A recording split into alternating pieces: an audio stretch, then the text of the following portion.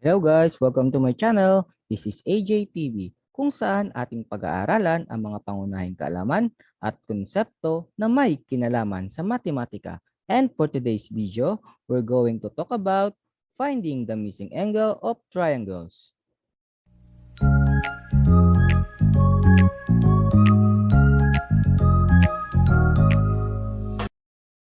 For today's video, pag-aaralan natin kung paano nga ba hinahanap o kinocompute ang unknown value ng isang angle sa isang triangle. And before that, kailangan muna natin alamin ang mga ilang bagay na may kinalaman sa triangle. So ano-ano po ba ito? So number one, according to the angle sum theorem, the sum of the interior angles of a triangle is 180 degrees. So according sa theorem na to, kapag pinag-add natin ang lahat ng interior angles o yung sinasabi natin ng mga angles sa loob nitong triangle na to, kapag pinagsama-sama natin yan, dapat 180 degrees yon. Number two, vertical angles are always congruent. So kapag sinabi natin congruent, equal lang. So mamaya, i-discuss natin kung ano ba yung vertical angles. And number three, the sum of remote interior angles is equal to the measurement of the exterior angle. So ang isang triangle, kapag in-extend natin ang isang side nito, doon tayo makakubuo ng exterior angle. So later on, tulad ng vertical angles, i-explain natin kung paano nga ba ginagawa yung dalawang yan. So start muna tayo dito kay angle sum theorem. So ito kasi yung pinaka-common sa lahat ng mga cases na ito. So let us start. For the first two examples, start muna tayo kay number 1. So nakikita natin na meron tayong dalawang given angles, so which is 59 degrees and 67 degrees. Pero may isang angle na nawawala. So hahanapin natin yan. According sa angle sum theorem, pag pinag-add daw natin yung tatlong angle, dapat equal siya sa 180 degrees. So kung gagawa tayo ng isang equation, i-add lang natin yung tatlo, 59 degrees, yung 67 degrees, at bigyan natin ng pangalan itong unknown value which is x. Dapat daw yung tatlong yan, pag pinag-add natin, is equal to 180 degrees. So ayan, nakagawa na tayo ng equation natin. Next, kung naalala natin combining like terms, pagsasamahin natin yung mga similar terms. So dito sa kaliwa, ang similar terms natin ay itong si 59 at si 67 since pares silang constant. So 59 plus 67 is equal to 126. Then, applying the addition property of equality, kung anong i-add natin sa kanan ay i-add din natin sa kaliwa, or subtraction property of equality, kung anong i-minus natin sa kaliwa ay i-minus din natin sa kanan. So since ito ay positive, pwede tayong mag-add ng negative or simply i-minus natin yung 126 both sides para ma-eliminate natin si 126 dito at mailipat siya dito sa right side. So ayan. So therefore, ang susunod nating magiging equation ay x is equal to 180 minus 26. So ito yan, yung 180 minus 26. And then, nawala na tong 126 sa left side since 126 minus 126 is equal to 0 na. So ano po ang answer kapag minus natin si 180 kay 126? So ang value ng x ay 54 degrees. So therefore, yung nawawala or unknown angle natin dito ay equal sa 54 degrees. So kapag pinag-add natin si 54 plus 59 and 67, that is equal to 180 degrees. So for number 2, meron tayong 45 degrees, may 90 degrees, at yung isa ay unknown value. So para lang sa kalaman ng lahat, although nakasulat na dito yung measurement natin, pero sometimes hindi natin yung isinusulat. Kapag meron po tayo nakitang box dito, ibig sabihin automatic ang measurement ng angle na yan ay 90 degrees. Okay, so gawin na natin to. So using yung sum theorem, angle sum theorem, kapag pinag-add natin yung tatlong angle, that is equal to 80 degrees o 180 degrees. So i-add natin tatlo.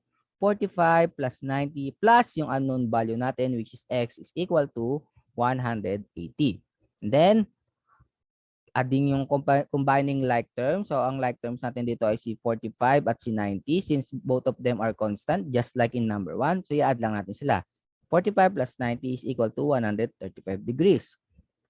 So, ngayon, kailangan lang natin makuha ang value ni x. So, kailangan natin eliminate si 135. At ang opposite ni 135 is negative 135. So, ilalagay natin siya doon kay 180. So, therefore, x is equals to 180.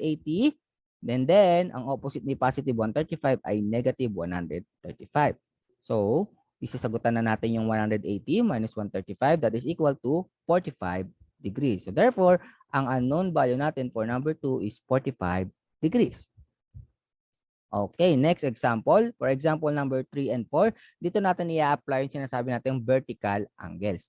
Pag sinabi natin vertical angles, makikita po natin itong itsura na to. So nakikita yan, dalawang lines na nag-intersect. Ito pong opposite sides na yan, na letter V na yan, itong may sulat na Y and X, sila po yung tinatawag natin vertical angles. So syempre, itong nasa right at saka itong nasa left niya ay vertical angles din. But this time, ang gagamitin lang natin syempre, itong X and Y kasi wala naman measurement in dalawang yon at hindi naman natin kailangan hanapin yung measurement nun.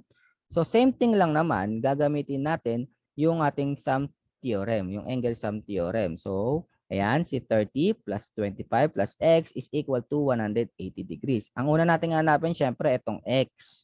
Ayan. So, combining like terms, si 30 at 25 ay parehas silang constant. So, pwede natin silang pagsamahin. 30 plus 25 is equals to 55.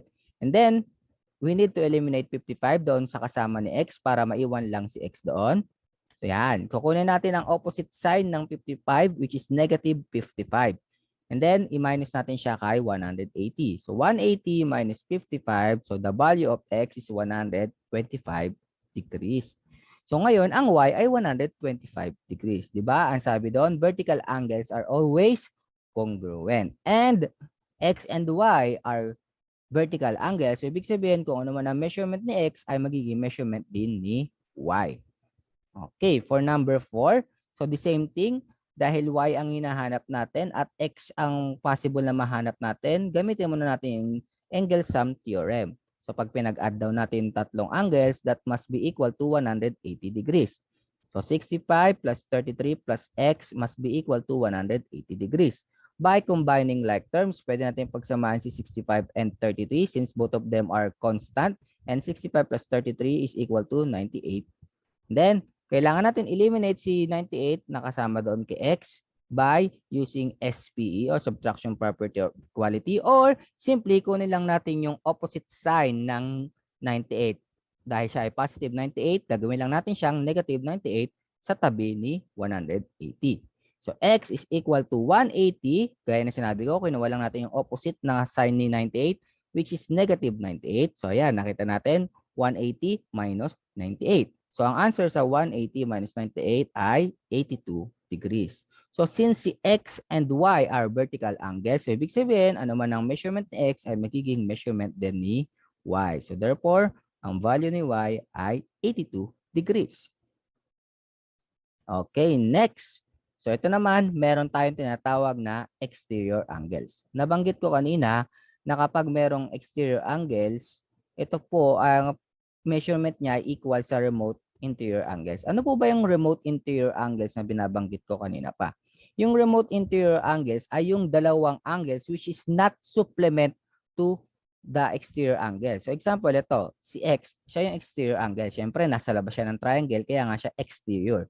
So ang supplement niya ay yung mismong angle na kadikit niya. So ibig sabihin, ito yon. Ito yung kanyang supplement. Yan, yung kadikit niya.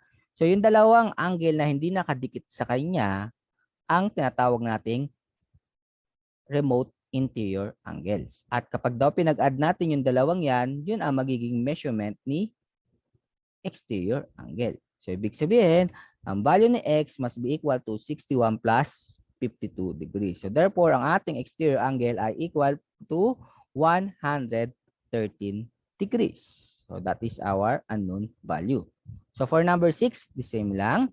So, in this case naman, since unknown din yung ating supplement at unknown din yung ating isa sa remote interior angles, but given na may ating exterior angles, pwede tayong gumawa ng equation. So, di ba, ang sabi doon, if you add two remote interior angles, that must be equal to the exterior angle. So, gawa natin ng equation yon. So, x plus 50, since yung dalawa ang remote interior angles, yan daw ay equal to exterior angles, which is yung ating 120 degrees. So now, para maiwan natin yung value ni x sa left side, kailangan natin kunin ang opposite sign ng 50. At ang opposite sign ng positive 50 ay negative 50. So that's why doon sa right side ng ating equal sign ay naging negative 50 siya. And kapag i-minus natin ng 120 and 50, ang answer natin ay 70 degrees. Therefore, ang value ni x ay 70 degrees. Next, so dito kay y, dalawang possible na pwede natin gawin. Number one, using si exterior angle, pwede natin siyang gamitin doon kay y para makuha natin yan. Since si y at si 120 ay supplement. O pwede rin natin gamitin yung angle sum theorem wherein kapag pinag-add daw natin yung tatlong angles ay 180 degrees. So both dang naman silang 180 degrees dahil ang supplement ay 180 degrees din naman. So gamitin natin si supplement. So y plus 120 is equal to 180. So kapag pinag-add mo daw yung dalawa, 180. Yun yung sinasabi nating supplement. So kunin natin yung opposite ni positive 120. Yan ay negative 120. Doon na siya sa right side ng equal sign. So ang answer sa 180 minus 20 is 60 degrees. So kahit gamitin natin yung kabila, so 50 plus yung nakuha natin x ay 70, that's 120. So 120, 180 minus 120 is 60 pa rin. So kahit ano po yung gamitin nating way, isa lang yung kalalabasan. Okay. So paano naman kung ganito yung ating equation? So medyo naging binomial na siya. So syempre, i-apply pa rin natin yung ating knowledge. So hanapin natin yung value nito ng dalawang angles. So gamit yung ating angle sum theorem, masasolve natin yan. So by adding yung tatlong angles na given. So ano po ba yung mga angles na given natin? Syempre si 84, ayan. Si angle na x plus 59, si angle na x plus 51. Ito yung tatlong angles na given. So silang tatlo. So kapag pinag-add daw natin yung tatlong yan is equal to 180 degrees. Now, by combining like terms, itong dalawang x pwede natin pagsabahin. So magiging 2x siya. Yan. And then, pag pinag-add natin si 84, 59, and 51, that is equal to 194. Then, kunin natin yung opposite ng sign ng positive 194. Yan ay negative 194. Ililipat na natin siya sa right side ng equation natin. So, maiiwan na lang si 2x. And then, 180 minus 194 ay negative 14. Since si negative na sign natin ay mas malaki yung 194 kay 180 at ang sign ni 194 ay negative, kaya negative din to. Pero ang hinahanap natin ay value lang ng x. At ang meron tayo dito ay 2x. So, kailangan ma-eliminate natin si 2 by dividing both sides to 2. Kung ano po yung numerical coefficient natin dito, yun ang i-divide natin. Since 2 siya, 2 rin natin sila i-divide. And negative 14 divided by 2 ay negative 7. So, may value na tayo ng x which is negative 7. Ngayon, isa-substitute natin si negative 7 sa mga x na nakikita natin sa ating mga angle. So, start tayo pangalanan ng dalawang angle na to since pare silang x, si x plus 59 at si x plus 51. So, gawin natin siyang angle A at angle B. Si angle A muna ang gamitin natin. Angle A is equal to x plus 59. And then, ano po yung value ng x na nakuha natin? Negative 7 plus 59. And negative 7 plus 59, since magkaiba sila ng sign, ima-minus natin. 59 minus 7 ay 52. At ang sign ay yung mas malaki, which mas malaki si 59, kaya naging positive 52 ang sagot natin. So, yun ang una nating measurement. Kay angle A is 52 degrees. Sa angle B naman, x plus 51. Again, substitute natin, nakuha natin yung value ng x, which is negative 7 plus 51. Since magkaiba ulit ang sign nila, ima-minus natin. 51 minus 7 is 44. At dahil mas malaki si 51 kay 7, follow natin yung sign ni 51, which is positive.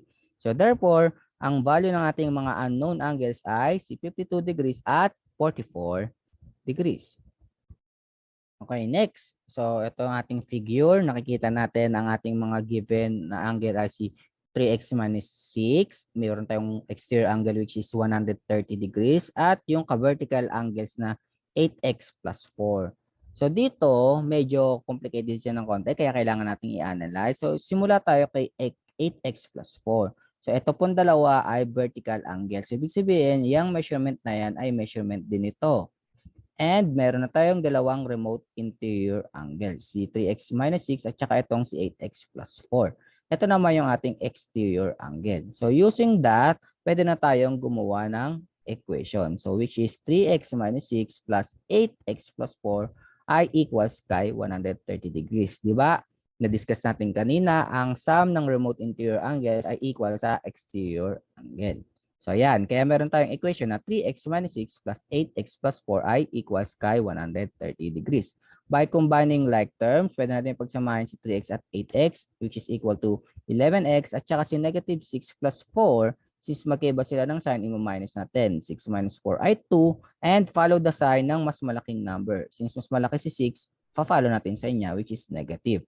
Ngayon, kailangan maiwan natin yung 11x dito sa left side, aalisin natin si negative 2. Ano po ba ang opposite ng negative 2? That is positive 2 at ililipat natin siya sa right.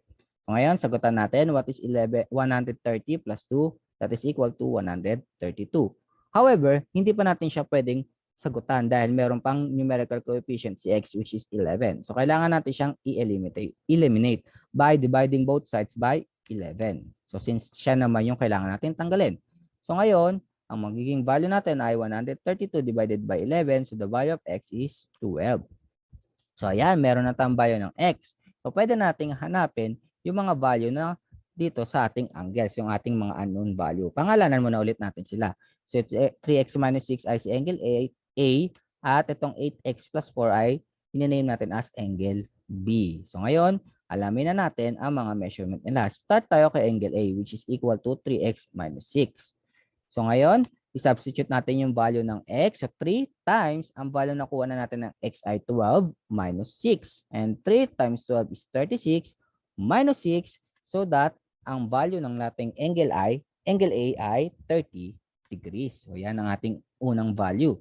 So yung pangalawa naman, meron tayong 8x plus 4.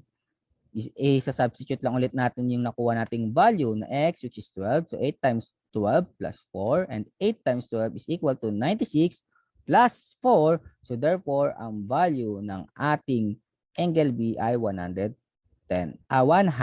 degrees. So i-check natin kung equal siya ka exterior angle. Ang measurement ng ating exterior angle ay 130 degrees. So kapag pinag-add daw natin si A at si B, dapat 130 degrees. 100 plus 30 is equal to 130 degrees. Okay, next. Ayan, to further understand our lesson for today, please answer this activity. Maaari po natin i-post ang video na ito upang magkaroon po tayo ng mas mahabang oras sa pagsasagot.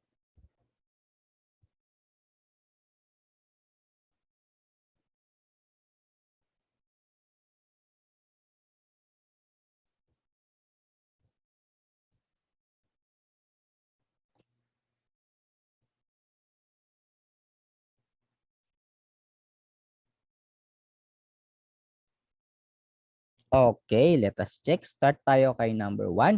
So meron tayong 70 degrees at 45 degrees. Hanapin natin yung value ng x degrees, which is yung ating unknown value. Using yung ating angle sum theorem, i-add lang natin sila. So 45 plus 70 plus x must be equal to 180 degrees. So by combining like terms, yung 45 at 70 ay pares constant, pwede natin silang pagsamahin. And 45 plus 70 is equal to 115 degrees. And dahil kailangan lang natin makuha ang value ni x, kailangan natin ma-eliminate si 115. Ang opposite ng sign ng positive 115 ay negative 115, which is ililipat na natin siya sa right side ng equation. So x is equal to 180 minus 115. And the answer kapag minus natin si 180 minus 115 ay 65 degrees. Therefore, ang value ng ating unknown angle ay 65 degrees. For number 2, meron tayong x plus 37 at saka x plus 67. At kung nakikita nyo yung box na yon na mention ko kanina na kapag nakita yung box na yan, automatic na yan ay 90 degrees. So gawa na tayo ulit ng equation. So x plus 37, x plus 67 plus 90 is equal to 180 degrees. So inuulit ko, according sa angle sum theorem, kapag pinag-add natin tatlong interior angles ay equal siya sa 180 degrees. So ito yung isa nating angle, si x plus 37, yung pangalawang angle, si x plus 67, at yung pangatlong angle natin na si 90 degrees. So pag pinag-add natin yan ay 180 degrees. By combining like terms, pwede natin pagsamahin yung dalawang x, so magiging 2x siya. Si 37, 67 at si 90 ay pwede rin natin pagsamahin. So magiging 194 siya. Ngayon, dahil kailangan lang natin na yung value ng x, kailangan natin ma-eliminate si 194 sa left side ng equation. So kunin lang natin yung opposite sign na positive na ng 194, magiging negative 194 siya dito sa right side ng equation. So magiging 2x is equal to 180 minus 194.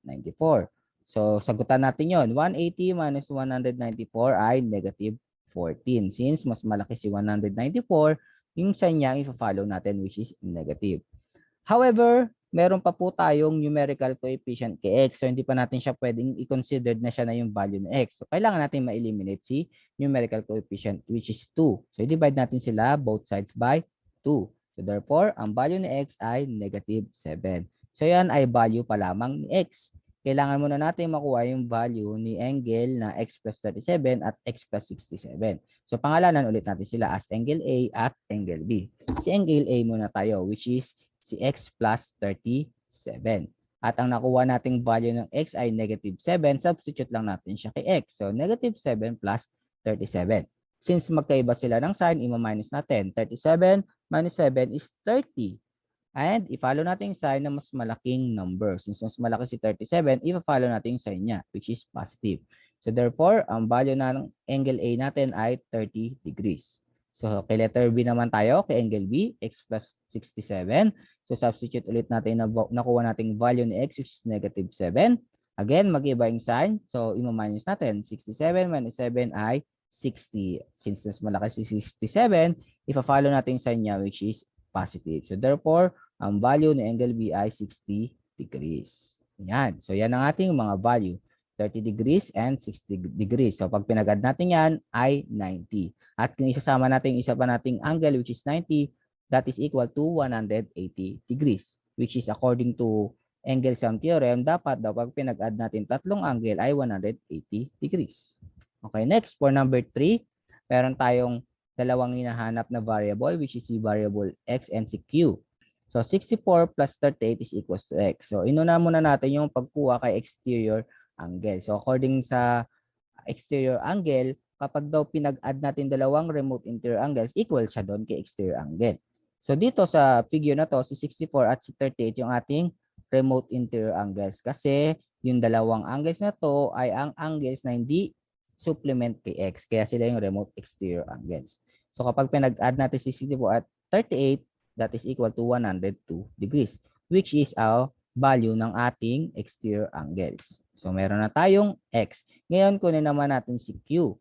So, again, kapag pinag-add natin daw ang dalawang angle na supplement, that is equal to 180 degrees. Alam na natin yung value ni x, which is 102. So, ang co-supplement niya ay si q, so which is the unknown value.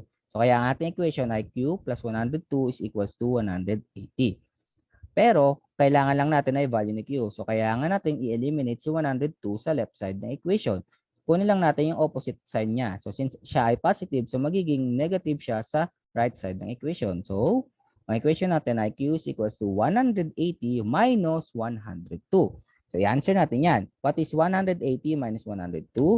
So, that is 78 degrees. So, ang value ng ating q ay 78 degrees. At ang ating x ay 102 degrees. For number 4, ang mga given natin ay si x plus 23, 4x plus 17 at si 80 degrees. So nakikita natin si 4x plus 17 ay vertical siya dito sa angle na to.